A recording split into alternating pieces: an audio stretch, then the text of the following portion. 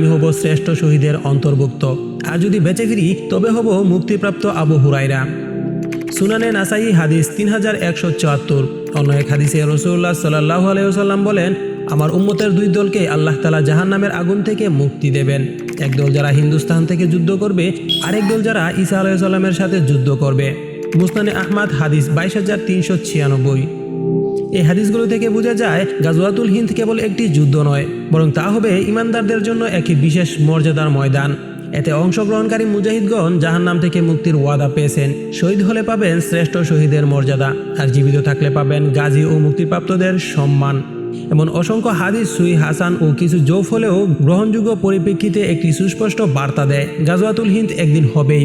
এটি হবে শেষ জামানায় এক চূড়ান্ত সংঘর্ষ, যেখানে ইসলাম ইমানের পতাকা উড়বে বিজয়ের ময়দানে। গাজওয়াতুল হিন্দ, হিন্দ বলতে এখানে পুরো ভারতীয় উপমহাদেশকে বোঝানো হয়েছে, অর্থাৎ ভারত, পাকিস্তান, বাংলাদেশ